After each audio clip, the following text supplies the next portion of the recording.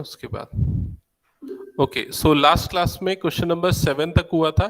Question number 8 onwards आज की class में हम करते हैं।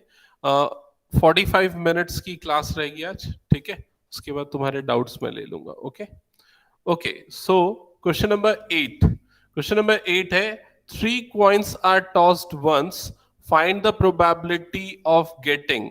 ऑप्शंस यहां पर गिवन है, 3 head, 2 head, at least 2 head, at most 2 head, no head, 3 tail, exactly 2 tail, no tail and at most 2 tails. तो सबसे पहले अगर 3 कॉइन्स टॉस होंगे तो सैंपल स्पेस क्या बनेगा वो पहले आपको बनाना है। तो सैंपल स्पेस के एलिमेंट होंगे triple H, double HT, HTH, next will be THH, next will be double TH, next will be THT, next will be HTT, and last one will be triple T. So कितने outcomes होंगे? Total 8 outcomes होंगे। We know the method, that is 2⁻3, ठीक है। सो 8 outcomes होंगे। अब first question में पूछा है प्रोबेबिलिटी ऑफ 3 हेड। तो 3 हेड की प्रोबेबिलिटी कितनी होगी? 1/8, correct.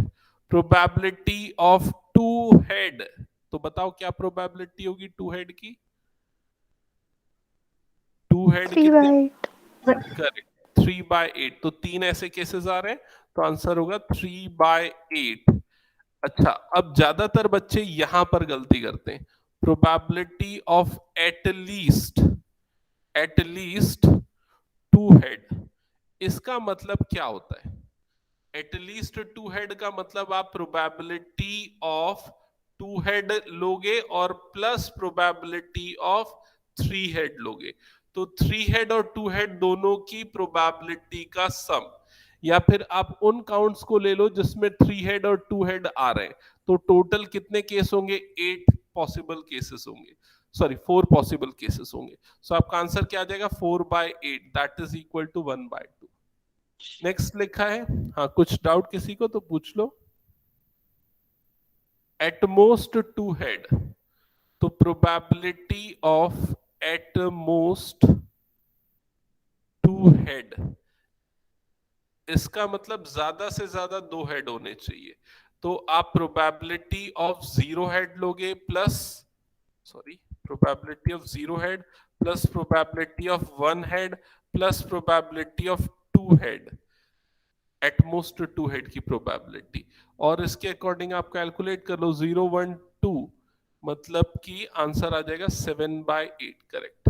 Probability of no head, probability of 3 tail, exactly 2 tail, no tail. मुझे एक आंसर आप लोग बता दो, बाकी सब तो मुझे इजी लग रहा है। इसका आंसर बताओ, एटमोस्ट 2 टेल।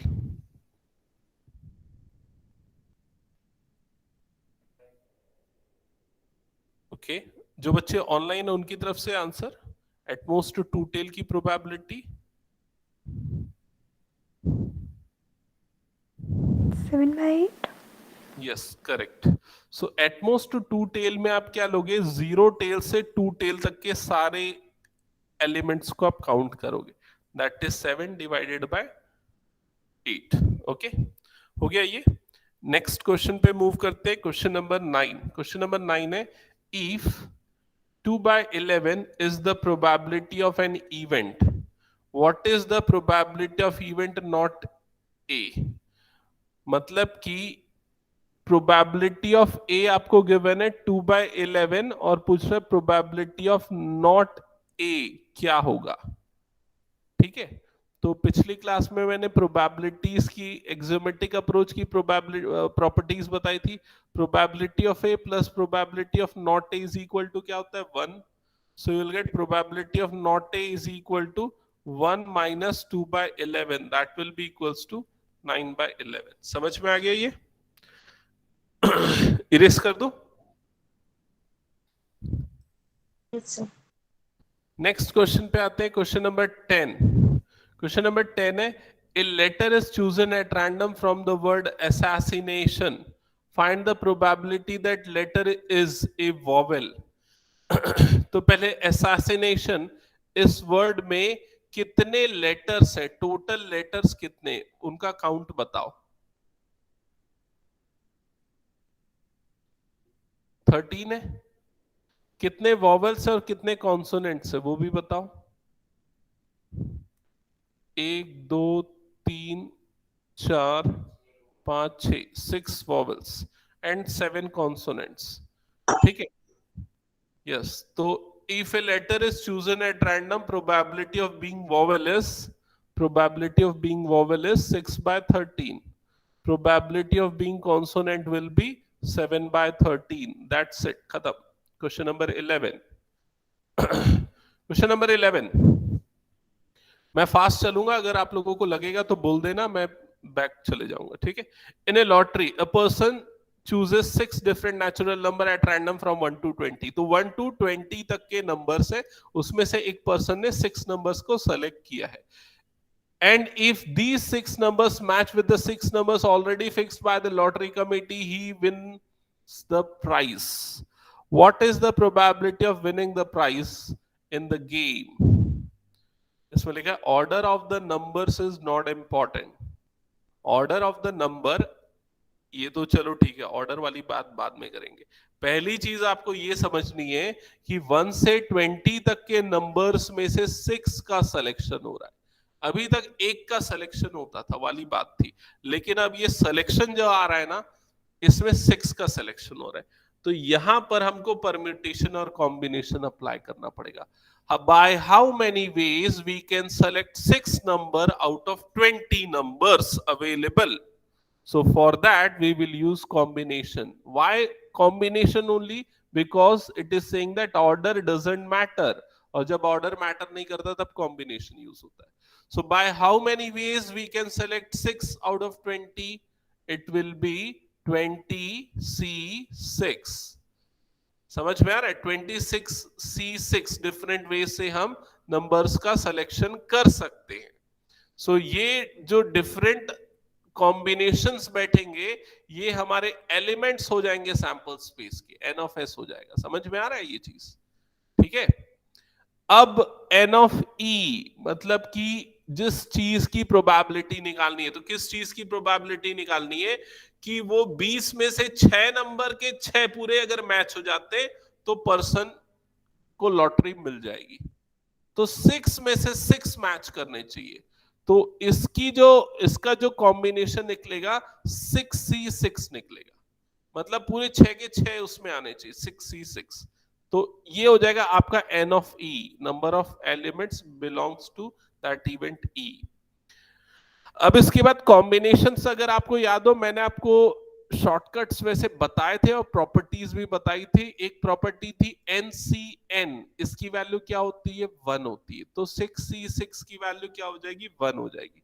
20C6 की वैल्यू आपको कैलकुलेट करनी पड़ेगी। एक तो फॉर्मूला है NCR का, वो एक्सपांड कर दो। दूसरा एक तरीका और था, 20 into 19 into 18 into 17 into 16, कितने हो गए? 5 हो गए, into 15 डिवाइडेड बाय डिनोमिनेटर में क्या जाएगा? 6 into 5 into 4 into 3 into 2 into 1। इसको सॉल्व कर लो, आपको 20C6 मिल जाएगा। ये सॉल्यूशन और कैलकुलेशन आप लोग करते रहना। और मेरे ख्याल से बुक में जो शायद आंसर दिया होगा ना, उसने सीधा ये लिख दिया होगा, probability of event E is equals to 6C6 upon 20C6 and further 1 upon 20C6। यहां पर छोड़ दिया होगा आंसर। एक बार क्रॉस चेक करो तो बुक में आंसर न्यूमेरिकल वैल्यू में लाया या यहीं पर छोड़ दिया है।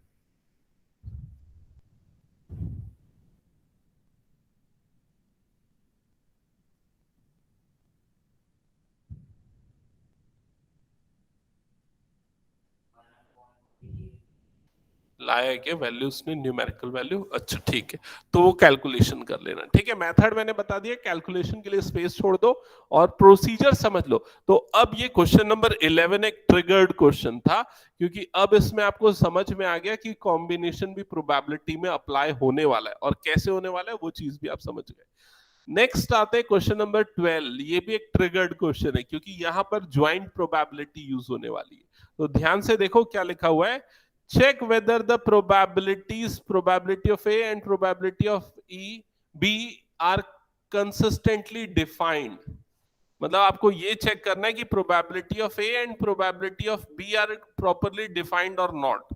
तो कैसे आप चेक करोगे, उसके लिए आप ज्वाइंट प्रोबेबिलिटी का फॉर्मूला अप्लाई करोगे। ज्वाइंट प्रोबेबिलिटी का फॉर्मूला क्या है? Probability of A union B is equal to probability of A plus probability of B minus probability of A intersection B. ये जो क्वेश्चन नंबर 11 से स्टार्ट हुआ ना, इस टाइप के क्वेश्चन ज्यादा इंपॉर्टेंट रहते हैं, जैसे कि ज्वाइंट प्रोबेबिलिटी वाला हो गया, जहां कॉम्बिनेशन अप्लाई होगा वो वाला। तो यहां पर वैल्यू पुट करते हैं। प्रोबेबिलिटी ऑफ ए की वैल्यू कितनी गिवन है? 0.5। प्रोबेबिलिटी ऑफ बी की वैल्यू कितनी है? 0.7 माइनस ए इंटरसेक्शन बी की प्रोबेबिलिटी 0.6। फर्दर जब आप इसको सॉल्व करोगे यू विल गेट 0.6।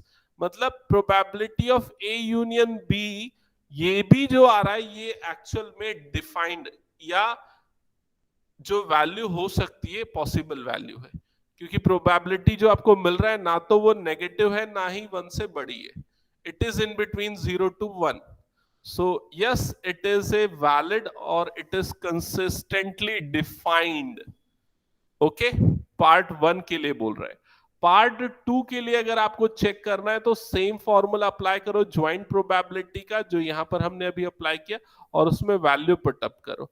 तो अब जब वैल्यू पुटअप करोगे तो ए यूनियन भी आपको गिवन है 0.8, that is equal to 0.5 plus 0.4 minus probability of A intersection B, जिससे आपको probability of A intersection B की वैल्यू मिल जाएगी। वो कितनी आएगी बताओ निकाल के?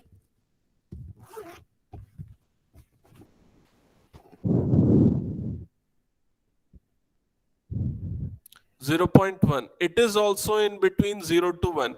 Hence, the second one is also true and it is consistently defined. Clear? Erase कर दो? Okay.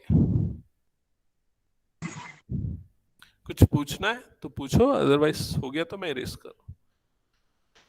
ओके, क्वेश्चन नंबर 13 में भी सेम फॉर्मूला ज्वाइंट प्रोबेबिलिटी का अप्लाई करना है और जो मिसिंग वैल्यू है वो फाइंड आउट करनी है। तो यहां पर probability of A union B is equal to probability of A plus probability of B minus probability of A intersection B. ये अप्लाई करो, वैल्यूज पुट करो इसमें 1/3, 1/5, 1/15 and find A union B कि वो क्या आ रहा है। कैलकुलेशन करने के बाद मुझे आंसर बताना क्या आ रहा है।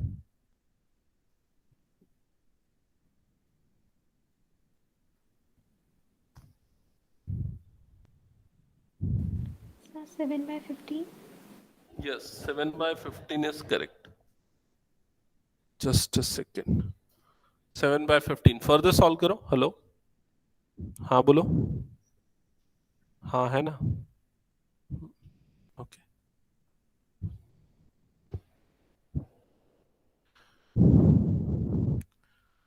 यस 7/15 सबका आया ना?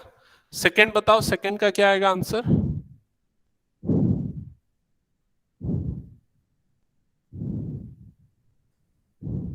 0.5. 0.6, 0.85, 0.5 आ रहा है क्या? Yes, Yes, sir. Okay. Third का आंसर बताना।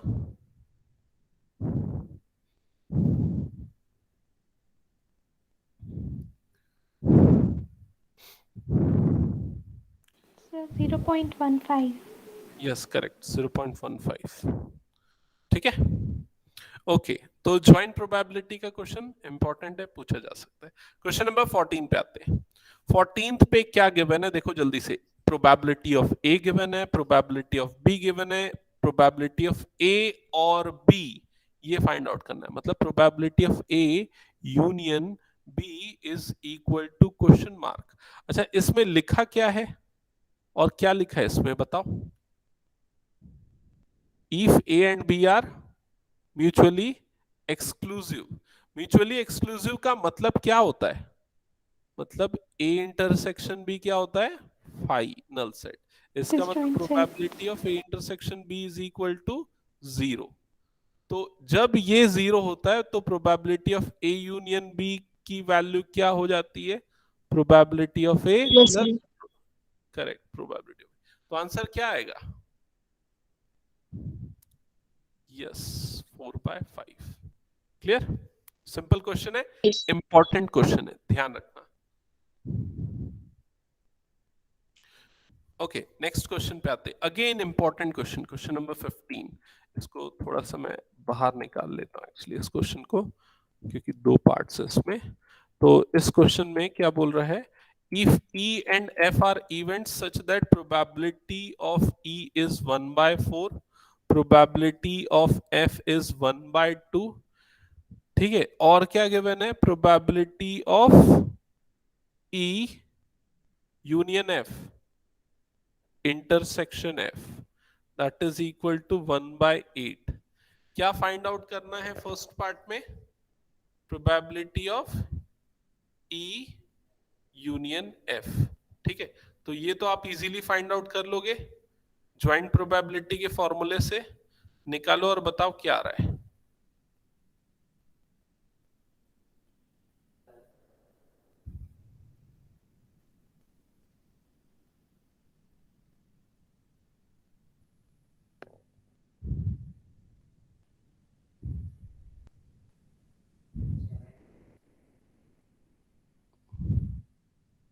Seven by 5.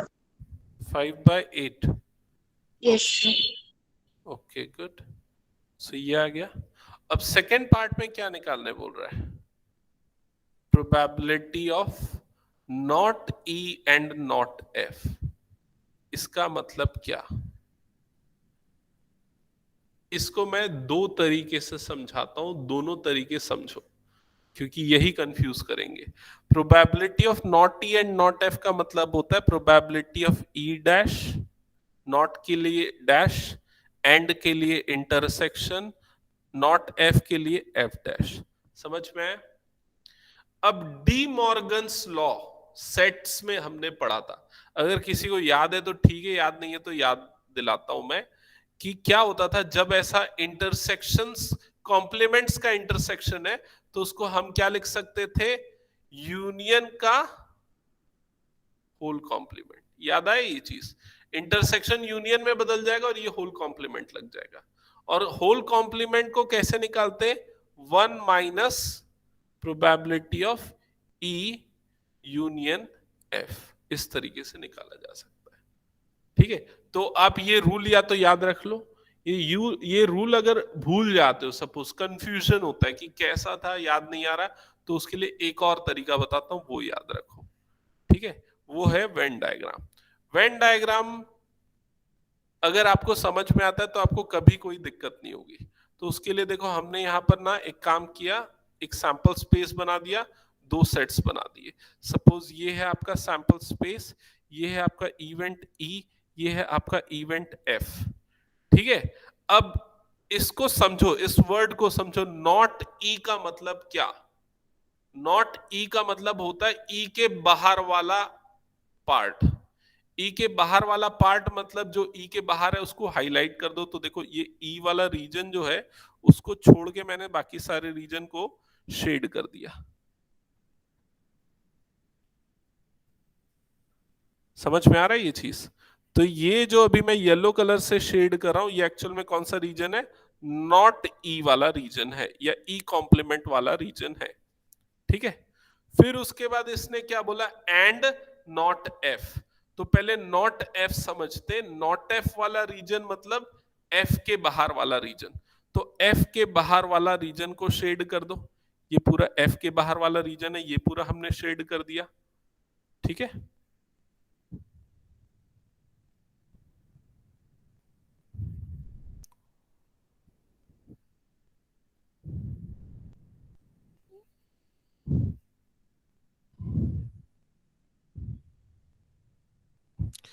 तो नॉट ई और नॉट एफ ये दोनों शेड हो गया।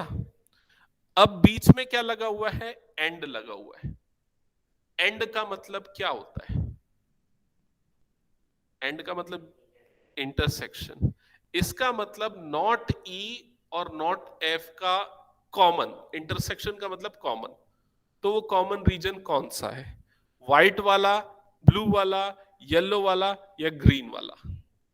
करेक्ट, ग्रीन वाला रीजन। तो ग्रीन वाला जो रीजन है वो किसको रिप्रेजेंट कर रहा है? ये पूरे इवेंट को रिप्रेजेंट कर रहा है। तो ग्रीन वाले रीजन की प्रोबेबिलिटी के लिए आपको क्या करना पड़ेगा? पूरे सैंपल स्पेस में से इस वाले पार्ट को माइनस करना पड़ेगा। समझ में आई ये चीज? इसलिए इस पूरे की प्रोबेबिलिटी क्या हो जाएगी? 1 minus probability of E union F. ये वाला पार्ट समझ में आया क्या? ये कोई थ्योरम व्योरम नहीं है, ये हमने सिर्फ और सिर्फ अपने कॉमन सेंस से इसको ड्रॉ करके समझा, वेन डायग्राम की मेथड अप्लाई करते हुए। क्लियर? तो इसलिए इसकी प्रोबेबिलिटी 1 माइनस यूनियन एफ होगी। तो इसका आंसर तो सिंपल है, 1 minus 5/8, it means you will gate 3/8। Clear ये चीज? ओके, इरेज कर रहा हूं। हो गया सबका? तो इरेज कर रहा हूं। वंशिका, वरुणी, समझ में आया क्या जो मैंने अभी Yes, sir. एक्सप्लेन किया? ओके, नेक्स्ट क्वेश्चन पे आते हैं। Question number 16। क्वेश्चन नंबर 16, ये भी नॉट वॉट वाले क्वेश्चन है, तो समझो अच्छे से, मजा आएगा इस क्वेश्चन, ऐसे क्वेश्चन क्लियर होंगे तो। Events E and F are such that not E और, अरे यार वो पिछला वाला मुझे इरेज नहीं करना चाहिए था डायग्राम, वो काम का थोड़ा सा। ठीक है, एक सेकेंड, ये वाला जो डायग्राम है ना, इसको मैं संभाल के रख रहा हूं। ठीक है, कंट्रोल एक्स, ये आगे भी यूजफुल होगा, बार बार ड्रॉ करना पड़ेगा अदरवाइज। ओके, अब आ जाते हैं क्वेश्चन नंबर 16 पे। क्वेश्चन नंबर 16 में इवेंट ई और एफ के बारे में कुछ चीजें गिवन है। Event E and F are such that not E or not F is equal to 0.25. State whether E and F are mutually exclusive. तो हम कब बोल सकते हैं E और F म्यूचुअली एक्सक्लूसिव है या नहीं? जब probability of E intersection F मिलेगा तब। समझ में आया? अगर ये इक्वल टू 0 मिलता है तो ये क्या होंगे? म्यूचुअली एक्सक्लूसिव होंगे। और अगर नॉट इक्वल टू 0 मिलता है मतलब नॉट म्यूचुअली एक्सक्लूसिव होंगे। मतलब एक्चुअल में आपको क्या फाइंड आउट करना है? Probability of E intersection F की वैल्यू आपको फाइंड आउट करनी है। और जो गिवन है वो क्या है? प्रोबेबिलिटी ऑफ ई डैश, और का मतलब क्या होता है? Union F dash. समझ में है? दैट इज इक्वल टू 0.25, ये आपको गिवन है। तो probability of E dash union F dash, अब देखो डी मॉर्गन्स लॉ से इसको हम क्या लिख सकते हैं? Probability of E intersection F का होल डैश, ये लिख सकते हैं। That will be equal to 1 minus probability of E intersection F, ये हो जाएगा। And that is equal to 0.25। Clear हुआ ये चीज? अब इसके बाद 0.25 को इधर शिफ्ट करो, इस वाली टर्म को इधर शिफ्ट करो, and you will get probability of E intersection F is equal to 0.75। ये मिल गया। इसका मतलब क्लियर है कि ये म्यूचुअली एक्सक्लूसिव नहीं है। आपका आंसर क्या होगा? Not mutually exclusive. क्लियर हुआ ये चीज? अच्छा, अब वेन डायग्राम जो मैंने यहां पर बनाया था उस चीज पे आ जाता हूं मैं। अब मुझे देख के बताओ कि वेन डायग्राम में एक्चुअली जो चीज गिवन है ना, वो रीजन कौन सा है? Not E union not F. Colour code से बताओ, कलर कोड से। मतलब ब्लू वाला है, व्हाइट वाला है, येलो वाला है, ग्रीन वाला है? पक्का? हाँ, सोचो, थोड़ा सोचो उसको। हाँ, और कोई बता रहे तो बताओ।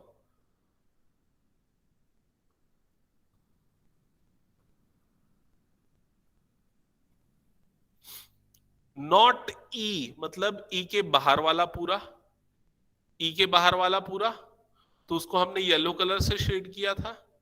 नॉट एफ मतलब एफ के बाहर वाला जिसको हमने ब्लू कलर से शेड किया था, और उसका यूनियन। तो एक्चुअल में वो जो रीजन है वो ग्रीन, ब्लू और येलो तीनों को मिला के, व्हाइट वाले को छोड़ के जो पूरा बच गया region, that is what this value, probability of not E और नॉट एफ। क्लियर हुआ ये चीज? तो ये चीजें वेन डायग्राम से अगर मैप हो गई ना तो आपके लिए डिफिकल्ट नहीं जाएगा फिर बाद में। ओके, इरेज कर रहा हूं। नेक्स्ट क्वेश्चन पे मूव करते हैं, क्वेश्चन नंबर 17। तो 17th क्वेश्चन में आपको क्या गिवन है, देख लो एक बार जल्दी से।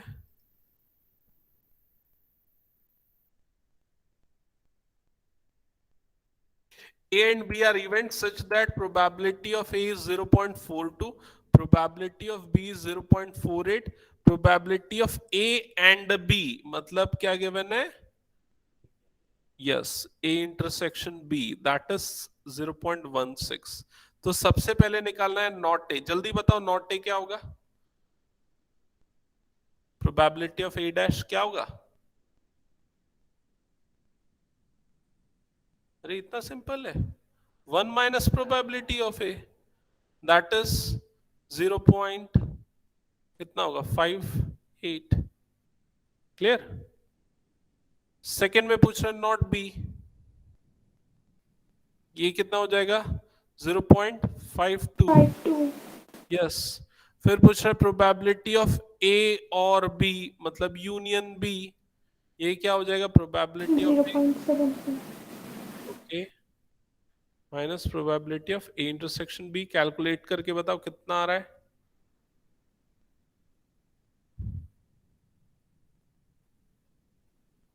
Zero point 0.74 0.74 correct. ठीक है, सिंपल। इरेज कर रहा हूं, नेक्स्ट क्वेश्चन पे मूव करते हैं, क्वेश्चन नंबर 18।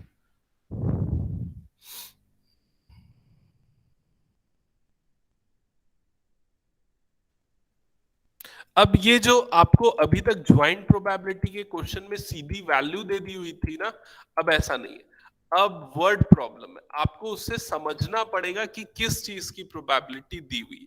देखो यहां पर in class 11th of a school 40% student study mathematics. तो 40% मैथमेटिक्स पढ़ते हैं मतलब क्या दे दिया, probability of m is equal to 0.4। 40% मतलब 0.4। 30% स्टडी बायोलॉजी मतलब प्रोबेबिलिटी ऑफ बी 0.3 दे दिया। फिर उसके बाद क्या बोल रहा है, 10% of the class study both maths and biology मतलब क्या दिया है, ये गलत। एंड यूज किया ना, एंड, एम एंड बी मतलब कि M intersection B that is 0.1। और हमेशा ये दिमाग में रखना, जो इंटरसेक्शन वाला प्रोबेबिलिटी रहेगा ना वो इन दोनों से बड़ा कभी नहीं हो सकता, वो इन दोनों से छोटा ही होगा। और यूनियन जो है ना वो उनसे बड़ा ही होगा या उसके इक्वल हो सकता है। ठीक है, ओके। फिर क्या पूछा है, if a student is selected at random from the class, find the probability that he will be studying mathematics or biology। मतलब क्या फाइंड आउट करना है, probability of, correct, M union B, joint probability से निकाल लो। क्या आएगा answer बताओ?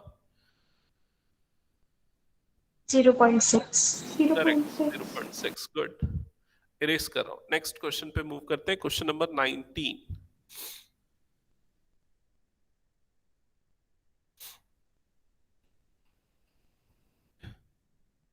कल टेस्ट रखना है कोई सा, बताओ कोई से चैप्टर का कोनिक सेक्शन का नहीं हुआ है ना?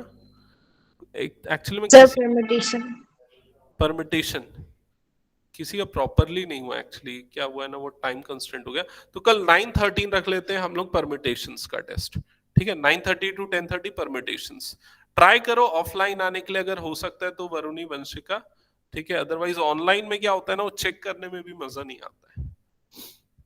ओके, 19th क्वेश्चन है, in an entrance test that is graded on the basis of 2 examinations, The probability of randomly chosen student passing the first examination is 0.8 and the probability of passing the second examination is 0.7. तो एक entrance test में दो levels हैं, दो exams है, पहला exam A है और दूसरा एग्जाम बी है। अगर कोई स्टूडेंट के एग्जाम ए को पास करने की प्रोबेबिलिटी यहां पर गिवन है 0.8 और एग्जाम बी को पास करने की प्रोबेबिलिटी गिवन है 0.7, फिर लिखा है the probability of passing at least one of them is 0.95। इसका मतलब क्या है? Probability of passing at least one of them, इसका मतलब या तो ए पास करना या बी पास करना या दोनों पास करने की प्रोबेबिलिटी। मतलब कि ये बोल रहा है प्रोबेबिलिटी ऑफ आइदर ए और बी, ये बोल रहा है that is probability of A union B. Words के गेम को समझो, यहां पर ये है 0.95। What is the probability of passing both, मतलब किस चीज की प्रोबेबिलिटी? Probability of A and B या फिर probability of A intersection B. Easily निकाल सकते हो, बताओ क्या आएगा आंसर?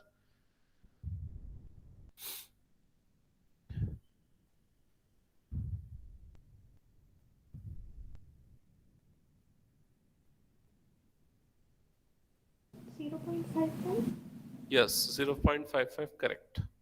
ठीक है, वही आ रहा है मैंक, नहीं किया सॉल्व, ऐसे 0.8 आएगा। फॉर्मूला गलत लगा रहा है क्या? Probability of A union B is equal to probability of A plus probability of B minus probability of A intersection B, यही लगाया। ये इधर जाएगा, ये इधर जाएगा, तो probability of A intersection B कितना हो जाएगा? Probability of A plus probability of B minus probability of A union B, यही किया। ये कितना हो गया? 0.8 प्लस 0.7 माइनस 0.95, इन दोनों का सम कितना आएगा? 1.5 माइनस 0.95, सो विल गेट 0.55। ठीक है, okay next question, 10th question करना है अब।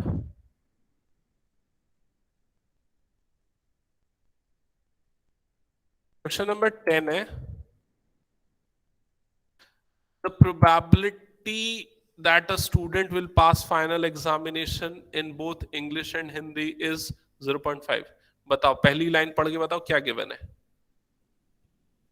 Yes, probability of E intersection H that is 0.5। ठीक है, and the probability of passing neither, ये वाली लाइन पढ़ के बताओ, सेकंड वाली line, probability of passing neither is 0.1। तो 0.1 किस चीज की प्रोबेबिलिटी है आखिरकार? Probability of neither is 0.1। अगर इसको ना ऑपरेशन के फॉर्म में लिखते नहीं आ रहा तो वर्ड के फॉर्म में लिख दो। इसका मतलब probability of not E and not F, neither का मतलब यही होगा ना, दैट इज 0.1, ये गिवन है। अब इसको लिखते नॉट ई मतलब ई डैश, एंड मतलब इंटरसेक्शन, नॉट एच मतलब एच डैश, दैट इज 0.1। इसको क्या लिख सकते हैं? थोड़ी देर पहले हमने इसको यूज किया था, probability of E union H whole complement, that is 0.1। और E यूनियन H के कॉम्प्लीमेंट को 1 minus probability of E union H लिख सकते हैं, दैट इज 0.1, जिससे आपको probability of E union H मिल जाएगा और उसकी वैल्यू कितनी आ जाएगी? 0.9 आ जाएगी। तो ये भी एक इंपॉर्टेंट वैल्यू आपको इनडायरेक्टली इस क्वेश्चन में गिवन है। ठीक है, अब क्वेश्चन खत्म नहीं हुआ, आगे क्या लिखा है? If the probability of passing English examination is 0.75, मतलब एक और चीज इसने दे दिया, probability of E that is 0.75। फिर उसके बाद बोला what is the probability of passing Hindi examination, तो क्या फाइंड आउट करने बोल रहा है? probability of H is equal to question mark. बन जाएगा यहां तक एक्सप्लेन करने के बाद, आंसर बताओ क्या आएगा?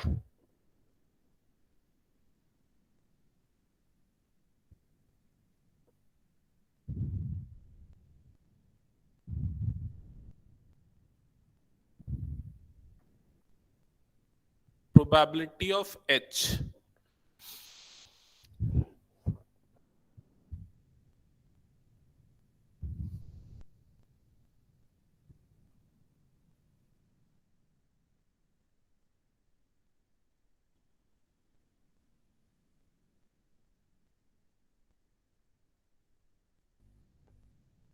वंशिका वरुणी समझ में आना ये क्वेश्चन?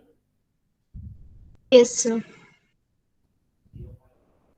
0.65 करेक्ट। और किसी का है 0.65? हाँ, मेरा यस, भी। Okay good. सो क्वेश्चन 20 हो गया। लास्ट क्वेश्चन इस एक्सरसाइज का 21। जल्दी से देख लेते हैं फिर एंड कर देंगे आज की class. In A class of 60 students 30 opted for NCC, 32 opted for NSS. अब यहां पर नंबर दे दिया, प्रोबेबिलिटी भी नहीं दिया है, ठीक है? तो 30 opted for NCC, 32 opted for NSS and 24 opted for both NCC and NSS। तो यहां पर मैं लिख रहा हूं जो चीजें वो समझो। N of S मतलब number of element in sample space is 60, ठीक है? एनसीसी ऑप्ट करने को इवेंट ए लेता हूं, एनएसएस ऑप्ट करने को इवेंट बी लेता हूं। यहां पर मैंने इवेंट डिफाइन कर दिया, एनसीसी को ए और एनएसएस को बी। तो एन ऑफ ए एनसीसी के कितने स्टूडेंट है 30, और एन ऑफ बी एनएसएस के कितने स्टूडेंट है 32। फिर उसके बाद ये जो लिखा है 24 opted for both NCC and NSS, तो 24 क्या है? Number of element in A intersection B, जो दोनों में ऑप्ट किए हैं, दैट इज इक्वल टू 24, ठीक है? अब क्या क्या पूछ रहा है देखते हैं। If one of these student is selected at random, find the probability that student opted for NECC और एनएसएस। तो किस चीज की प्रोबेबिलिटी निकालनी है? फर्स्ट में probability of A union B निकालना है, ठीक है? Question mark. फिर सेकेंड पार्ट में क्या दिखाना है? Probability has the student has neither opted for NCC nor NSS, मतलब probability of not A and not B. Clear? इसका मतलब probability of A dash intersection B dash, ये फाइंड आउट करना है सेकेंड पार्ट में। थर्ड पार्ट में किस चीज की प्रोबेबिलिटी निकालनी है? NSS but not NCC। NSS but not NCC मतलब probability of B but not A, B but not A। NCC को हमने A लिया है ना, तो इसका मतलब probability of B intersection A dash. समझ में क्या क्या निकालना है? हमने यहां पर ये सब चीजें तो लिख ली। अब आते हैं लाइन से। सबसे पहले हम निकाल लेते हैं प्रोबेबिलिटी ऑफ ए। तो प्रोबेबिलिटी ऑफ ए कितना हो जाएगा? 30/60। प्रोबेबिलिटी ऑफ बी ये कितना हो जाएगा? 32/60। फिर probability of A intersection B ये कितना हो जाएगा? 24/60। समझ में आया ना कैसे निकाला है? N of A is equals to P of A is equal to N of A upon N of S। N of S से डिवाइड कर दिया तो ये सब मिल गया। अब फर्स्ट पार्ट का आंसर बताओ। फर्स्ट पार्ट का आंसर निकालने के लिए आप क्या करोगे? Probability of A union B is equal to probability of A plus probability of B minus probability of A intersection B, ये अप्लाई करोगे। अप्लाई करो और बताओ क्या आ रहा है फाइनल आंसर।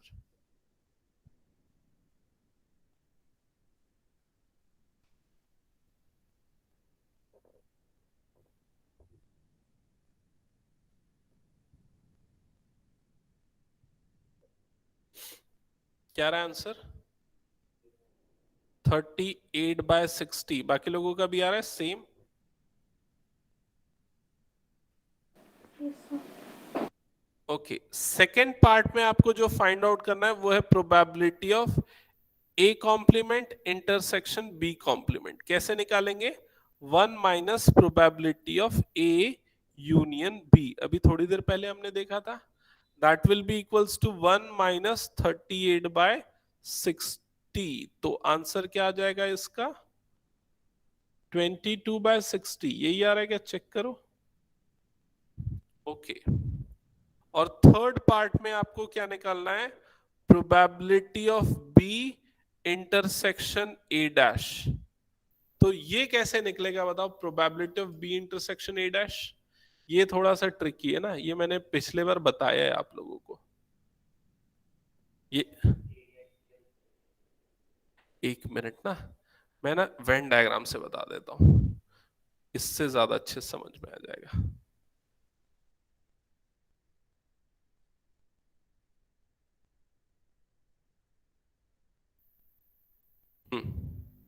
तो ये जो E है ना उसको आप मान लो A है वो, और जो F है ना उसको मान लो वो B है।